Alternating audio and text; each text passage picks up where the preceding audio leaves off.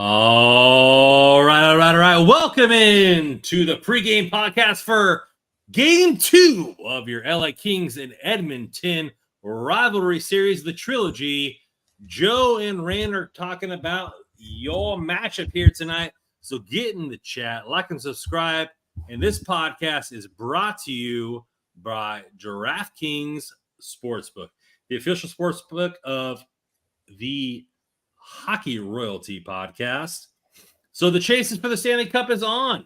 And if you're looking right into the light of the lamp or having your playoff beards going on, nothing beats the action at DraftKings Sportsbook, the official sports betting partner of the NHL.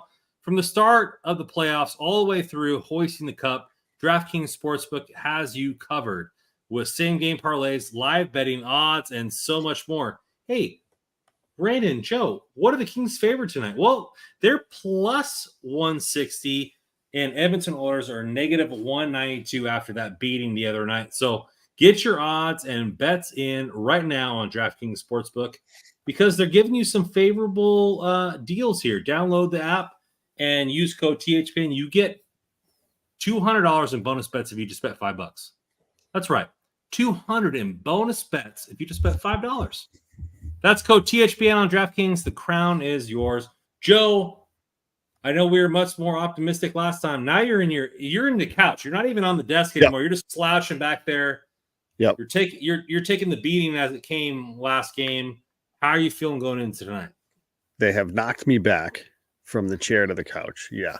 No, I mean, it's funny because obviously I'm not optimistic about the series. I predicted Edmonton in 5. I don't think the Kings are in the same class as the Oilers. But I said on the pregame, I was like, I don't know why I feel like this weird. I think I said confidence. I don't know. It seemed like I was like, okay, maybe I was getting sucked into some of the talk and some of the hope and some of the, hey, the Kings are really good at defense and all this stuff. They were never in that game. I don't care that, they pulled a goalie. There was a 2-goal game. It was never a game. The Kings were never in it. That said, Brandon, you got to win 4, not 1. No, I agree. I mean, it's what? So my brothers came over and they haven't watched a Kings game in like a month, not one. And my brother Logan, he's the youngest brother. He's like, hey, I'm just out. Like, I just don't know why I'm out. I'm just out. And so after they went down in the first period, he's like, hey, thank you for the pizza. I appreciate coming over. I'm going home. And it was just like, well, okay, like, hey, there's plenty. That's just 2-0. Like, we have plenty of game left. He's like, yeah, this team is just confirming what I thought they were. And and when you have a feeling about a team, you're like, okay, this is a loss, whatever. This team can bounce back. My brothers have no feeling about the Kings. And in our podcast to start right before the playoffs, I was like, hey, Kings in 7, because it gets you feeling like, hey, what this team could be, what this team could do, but that's not what they're doing right now. And what they did in game 1 is not the recipe for success. No, and they talked about it to after the game about how, and I know Russell, obviously a Hockey Royalties, Russell Morgan was getting quotes and stuff after the game, and he had tweeted out that, hate to say it because nobody likes the 1-3-1, but not getting into the 1-3-1 was a big reason why that game went the way it did. And yeah, like that's the Kings' only hope is to shut Edmonton down by doing that. The problem is you're going to have games. I said this 2 years ago in the series. There's going to be a game where the Kings just get boat raced, 1 or 2 games because they can't keep up with Edmonton. That was game 1 of this year, because there's going to be times where the Kings just simply can't get into that structure. They can't get into that setup because Edmonton's too quick. They're too good. Their defensemen are too good to move the puck up to their forwards, and the Kings just can never get set. And I think that's a lot of what happened is the Kings didn't get into the 1-3-1. I don't think it's because they didn't want to, Randon. I think it's because they couldn't. And that should be credit to the Oilers for that. They were head and shoulders better than Los Angeles in game 1. There's really not a whole lot else to say. The Kings started to see some opportunities when it was 4-0. Sorry. I'm not taking any moral victories out of that game. Nothing. The Kings were never in the game. But like I said, So let's wipe it clean then, Joe. Let's wipe it clean. Sure, Just I wipe have it. to. That's that. Yep. So first docket on our schedule here is the goalies, right? I tweeted out mid-game. I said, I know this is not Cam Talbot's fault, but I feel like they have to go to Rittich in game 2 just to give some sort of differential there going on. According to multiple sources, including Zach Dooley, they're not going with that. They're going with Talbot again. What is your feeling on that part of the team here?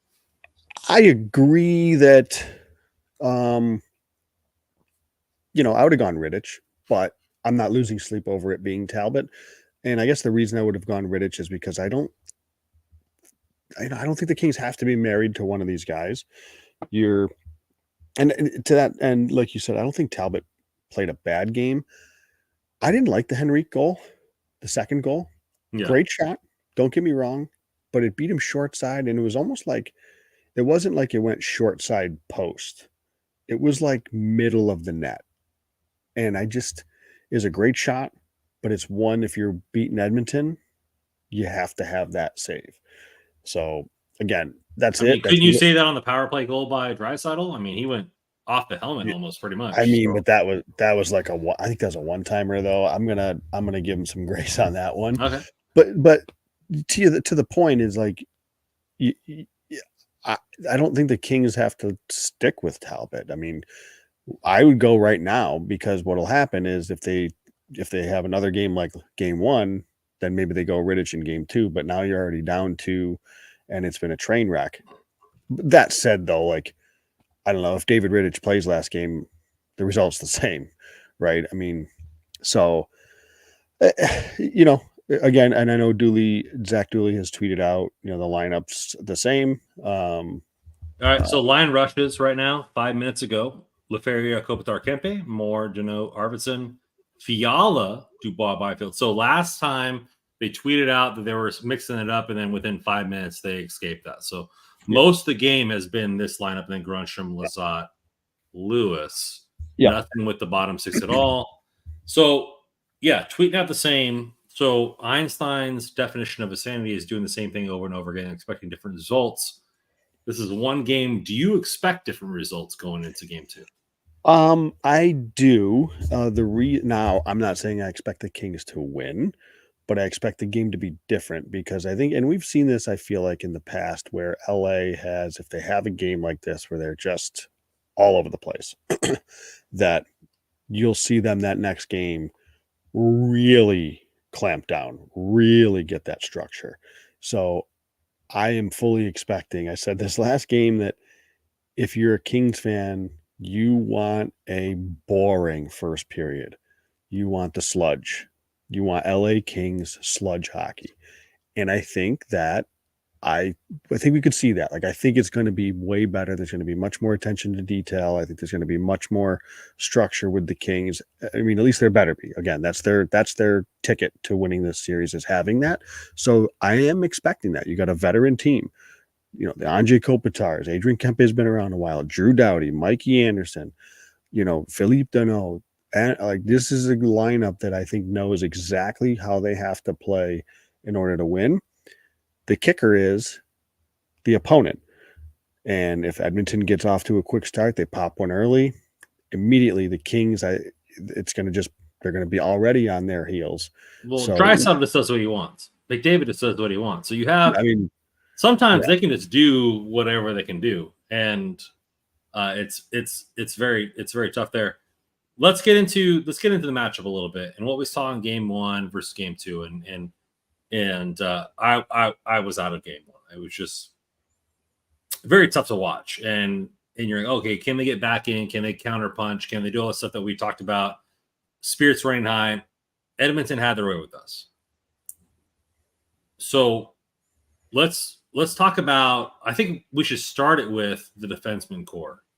Okay. Anderson got burned. Anglin got burned.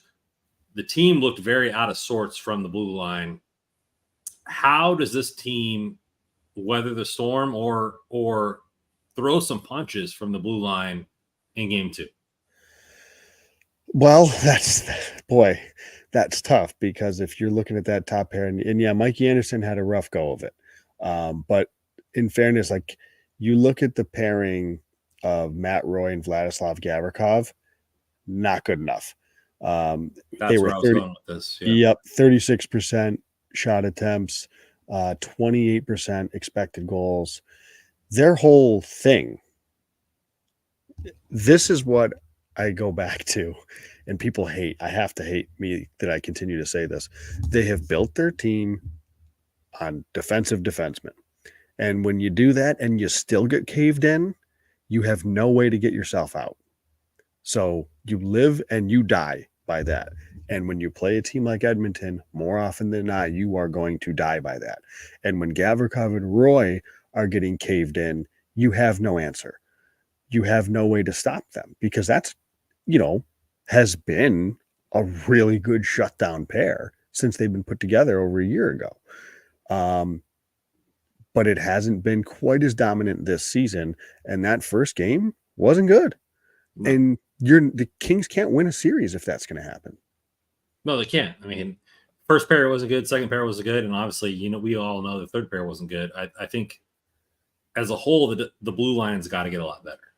And they have to weather the storm all game. And that's just tough. You're putting way too much pressure on the forward group at that point to compensate for the lack of defensemen area. And I don't think, like I said, I don't think Talbot was bad. I don't think he – right. I think he gave up maybe one, goal that maybe he should have. But overall, it was the defenseman core. It was the team as a whole letting the crease down there. So Eric coming in here. Where's Russ? Hey, we all got lives. We're doing this trying to pregame, postgame, all that kind of stuff.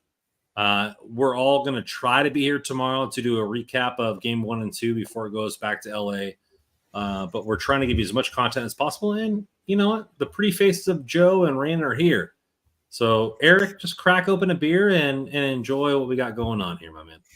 So let's get into the forward group. I don't think Byfield dominated enough. I think PLD was good in the first period, was not good in the rest of the game. Inconsistency for the forward groups there. Do you think that was from the lack of the blue line production, or do you think that we got boat race and we were scrambling? So that's just it, I think, Brandon. I'm glad you said that. This was a game where the Kings were on their heels. They couldn't weather the storm. It was 2-0 early, and they just never caught up. They never found their game. They never found their footing. The one chance was Arvidsson gets the breakaway. I don't know if it was 2-0 at the time. Misses the breakaway. Edmonton goes down and scores. Great play by Ekblad. Was it Ekblad that had Ekholm? Ekholm, yeah, had that just the tip of the stick that he dove right. They kind of like crashed into each other there. I thought Skinner got a piece of it with his blocker or the top of his pad. Either way, Arvidsson misses the breakaway, goes back down, and that was like curtains. Like that's it. So I think it was much more random the fact that the Kings were just so out of sorts with, and you have to credit Edmonton for that. I think that there's just they need all the credit of this needs to go to Edmonton. Like it's yes, LA needs to play better. Yes, LA needs to do this. Yes, LA needs to do that. But I don't think it should be understated how good Edmonton was and how good they are, frankly. So sometimes when that happens, hey, there's nothing you can do. There's the old adage of, skill or skill. Now I'm forgetting that old adage, Brandon. Something about working hard beating skill when skill doesn't work hard, or talent doesn't work hard. Well, Edmonton worked really hard in game 1 and it showed. Well, I mean, you and I both love baseball as well, and sometimes you just got to do one of these, And yep. Edmonton played a solid game. I agree. Well, game 1's over, so let's get into game 2. Where does this team and I don't want to reiterate or beat a broken horse, but I really think that PLD played good in game 1. That line looked decent. They got rid of Grunstrom on that line and put Fiala up there within 6 minutes.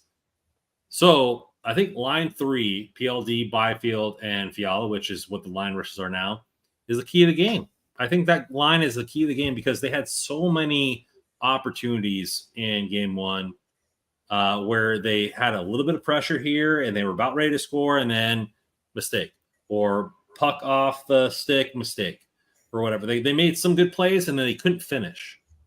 That line looked decent enough, or there was glimpses to where you could see some goals going forward. My key to the game, or one of the keys to the game, is line 3. Joe, what did you see from game 1 with that line, and how can they maybe build off that? It's hard because yes, like I agree with a lot of what you're saying, but even that I think is painting it a pretty rosy picture. I thought they had their moments. I agree though. Like if the Kings are going to win this series, that line needs to be not just good. They need to dominate. They didn't quite dominate. They had some chances, but they didn't control it the way that they should control it. In a situation where they're more often than not going to be out there against, the Oilers' top pairings. I'm looking now at Natural Stat Trick, and Corey Perry and Ryan McLeod was the 2 forwards that Pierre-Luc Dubois was out there most against. It needs to be better against. Yeah. Right. I mean, it wasn't good enough against that third line, and that's what you're getting to. And if the Kings' third line is going to lose the battle yet again, as I said something earlier, they won't win the series. They have no shot at winning the series if their depth is going to get beat again. Because we know what the top 2 lines are going to do with Edmonton. There's only so much you can do. And if you're fortunate enough to shut down one, you ain't shutting them both down. And we didn't shut any of them down in game 1. And the Deneau line was minus $1 billion on game 1. They look bad. And they're thrown out there all the time. And that's what we talked about in the game 1 preview is that, hey, this line is good enough to score goals, but they're going to be tasked with defending. And that's not an easy thing to do with defending McDavid, defending Draisaitl, both those lines constantly without the line change advantage of being at home. That line was not good. So what do we need to see? Were they just not good because Edmonton had their will? Were they not good because of their own mistakes? How did you see that line in game 1, and how can they progress? Yeah, they struggled. I believe they got the bulk of Connor McDavid, which he was on a whole other level. 5 assists. I mean, brutal. Yeah. When a player like that, he's a generational talent, and so when he does that, there's not a whole lot you're going to be able to do, But again, the Kings built themselves a defensive team to stop just that. So that's what they have to do. This is the bed that Rob Blake made, and this is how he wants to play. So, but that said, it's a line that has been successful in the past. It's a line that you would like it to see them buzz a bit more and be a bit more impactful in the offensive zone.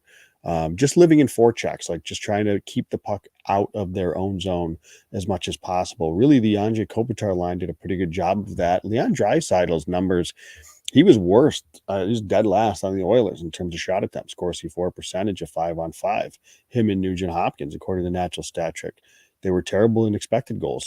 So you look at the matchups other than which you wouldn't have guessed, because I saw at least 4 or 5 odd man rushes with Leon Draisaitl. Yeah. He did have his chances. That is for sure. But you're hitting on these points of what went wrong in this league, and all of them, you could say all of them need to be better. But the problem is I've dead horse, continue to beat it until somebody in that organization figures it out, that when you limit your upside, don't be surprised when your upside is limited. Okay. You've built this team, and when it doesn't, play in that structure just because of the way how good Edmonton was, you're going to get run out of the building like that. Well, this is not the off season, Joe, and no fan wants to hear about the construction of the team when they can't change that in game 2. They can't. This is true. No, this is true. So to that end, to me, that's on the players at this point. Yeah. Like there's not a whole lot more Jim Hiller is going to do. What's he going to do? The system isn't changing, right? Like he can maybe tweak a line or two, but that's on the players, right? So they can know Andres Englund, because he's the fighting master according to a lot of fans, can he fight Connor McDavid in the first 1 minute, break his jaw? That I mean, not advocating for injury here at hockeyroyalty.com, but I'd sit him. But no, this is all jest here because we had no answer. So now we're just making up answers here in game one. Right. Let's get into some real stuff here because I think there's a chance, and the Kings are going to battle back here. One game or key of the game one is playing the structure. Yes, we did not play in the structure at all, and a lot of people bash the 1-3-1. We didn't have a chance to deploy the 1-3-1 in game one, so I think the 1-3-1 is the structure that we need to deploy. And all jokes aside, they're built this way. They need to play this way, and we need to execute this way. I think that's the key of the game number one for the Kings. 100%. They have to find their way to that structure, and even if it means, I just can't believe I'm saying this, but even if it means like literally you get the red line, you throw it in, and you just set up your structure just to get it implemented. Like in that first opening face-off, first couple of shifts, don't even worry about going in the offensive zone because you need to find that structure. You need to find that 1-3-1 that has made you what you are. And then after that gets a little established, get a little bit of a rhythm, maybe get a little frustration in Edmonton. It's a little bit of a sludge through the neutral zone. Then maybe you start to put your foot get more on the front foot and try to make something happen in the offensive zone. I think that is how the Kings should do this is again, really try to slow this thing down here in the first 5 minutes or so. What would you say is key to the game number 2 there, Joe? Well, it's going to be another whenever we're talking about this stuff, but I think that to talk about the LA Kings penalty kill being a savior this year can be thrown out the window at this point. That power play for Edmonton, I don't care how good your penalty kill is. I just don't care. That's too good. That power play for Edmonton is too good. And you could probably make the case that maybe a couple calls were on the softer side. I mean, the Dubois one, I guess letter of the law, that's a penalty. Playoff game, maybe you're not used to seeing that called, but again, it's a myth that the whistles are put away. That's not a thing, especially in the first round, in the first couple of games. So you could see the referees trying to set some sort of a standard for the series early on. But Moore goes low on his hit. Probably maybe didn't need to, you could say. So there's some plays where it's just like you just can't afford to do some things, and you have to be even smarter than usual, which is tough to do when you're chasing the game all over the ice. But you cannot go to the box against this team, and I know it's a cop out of an answer, it feels like, but no, I think that's a perfect example because everybody thought, hey, last year we were garbage at penalty kill. This year we're a stalwart, but on penalty kill, you pay the power play, and you're playing the number one power play probably over the last 4 years. If you were to take an aggregate, I would say Edmonton is probably the number one over the last 4 years of this. So they're consistent, and you have Hyman who's got over 50 goals. You got Draisaitl, you got McDavid. Like this team's going to score. I mean, the Draisaitl goal was not on a power play, and he made it from behind. Both of his feet were behind the end zone line there. So this team is just too good. And when you're talking about penalty kill stalwarts, you're talking about Trevor Lewis. You're talking about these shadow men of guys, and I just think that they've gotten too many saves, and this team is too predicated on, we're good at the penalty kill. Edmonton's better on the power play. Yeah, no, that's true. But I go back to the biggest two things is finding that, like you said, finding that structure, that 1-3-1, slowing down through the neutral zone. And yeah, you have to stay out of the box. And, and I said before, and it's not like that weak of a goal, so I don't want to kill it. But again, you need every freaking save you can get in a series like this. And I would like that Henrique shot back. I would. For the Henrique goal, I would like back. And that leads right into my star of the game, or key of the game, number 3. Talbot's got to be on his head tonight. He does. Games that are won based on the goalie, we're going to need a couple of those games to win the series. And this is the time it happens. So Talbot has got to have a monumental game tonight, make some saves that you're like, hey, let me pick my jaw up or whatever. I'm not talking about Bobrovsky where he's doing behind the back flips and those types of things. I'm talking about, hey, he's one-on-one with Draisaitl, he makes a save. He's one-on-one with this guy, he makes a save. And in game 1, we did not do that. Now, I'll say this, and I know we're probably getting about 5-10 minutes to puck drop or so. So we could wrap this up in a minute. But I'll say this. 2 years ago, and I probably said the same thing last year, and when you and myself and Russ were talking about the series, like Edmonton is what they are. They're incredibly skilled. There's going to be a game or two where Edmonton just runs LA out of the building. In a 7-game series, that's just going to happen because that's how good they are. I don't know if it's reasonable to overreact to that one game because that game could have happened in game 2. It could have happened in game 5. It could have happened in game 4. 100%. That a game like that is going to happen in this series because that's Edmonton, guys. Like, that's just what it is. So maybe that happened in game 1, and now we see LA settle into their structure. Now maybe we see a much tighter series from here on out. Entirely possible. Yeah, you're saying like from an emotional standpoint, say the Kings win game 1, they get boat raced in game 2. Kings fans are saying, hey, we took 1 on the road. Now let's buckle down. But it's because it's flipped. It's panic. We're talking about white flags and stuff. Right. Okay. And listen, I totally understand that feeling because there wasn't a whole lot of confidence, I don't think, coming into the series. And then that happens in game 1. It's like, oh boy. So I understand it. But at the end of the day, that's over with. And in playoffs, it doesn't matter if you lose 1-0 or 7-4. It's you're on to the next one. So as cliche as it is, I do think LA settles into a tighter structure. I don't know if it's going to be enough to have them win the game, but it should be enough to have this be a much closer game. I would expect that. And if that doesn't happen, then I think it's fair to start to really get concerned about this series if it's another shellacking. Yeah. All right. Before we get going here, if the Kings win, who's your player of the game and why? Adrian Kempe. I think if the Kings win, he scores 2 goals, one of them being off the rush, one on the power play. Why are I to have the same mind? Because exactly what I was going to say. Did you really? Yeah. That's exactly what I was going to say. I was like, hey, like, this guy needs to get a power play goal. He needs to get one off the rush. That was going to be my exact statement. Great word mind, for word, verbatim. So let's see. Let me fix this up. I'll just double down. I'll say Talbot. Okay.